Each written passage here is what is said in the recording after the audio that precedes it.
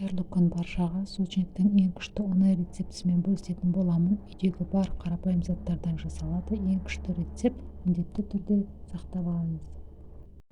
Бул үчүн алдымен камыр азырлайтын боламыз. Бизге үй температурасындагы сары май менен шумуртканы косуп, және оган кантыбызды косамыз. Осы коспамызга сондай-ак каймак және де кооптсуткуч, керектүү мөлчөрдө унубузду косуп, жумшак камыр ийгилтин боламыз.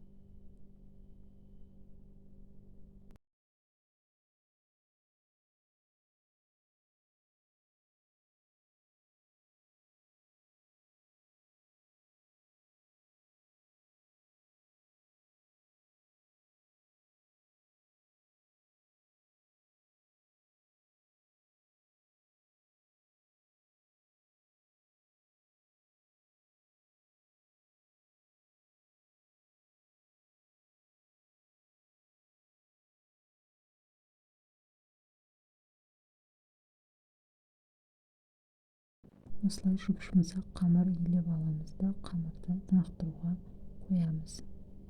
Эndi салмасын азырлайтын боламыз. Видеодо көрсөтүлүп тургандай творог, шумуртка, кант және де каймак унубузду косуп, баардык коспаны аралаштырабыз.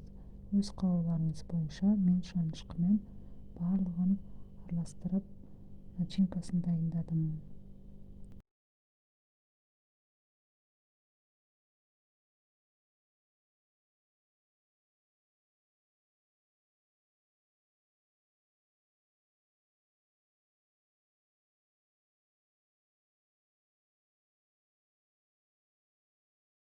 Дайын камырыбызды аздаган унду сүйүп, октоодун көмөгү менен жазып, осундай дөңгөлөк кесе болсо болот. Кесип алабыз да начинкабызды оруналаштырабыз.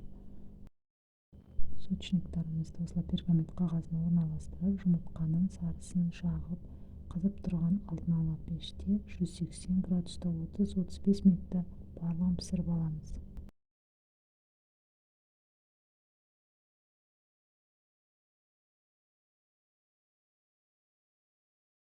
Міне менде суучиниктер пишип дайын болду. Міндетті түрдө жасап көрүңүздөр. Каалооларыңыз боюнча үстүнө кант унтагын сепсеңиздер болот.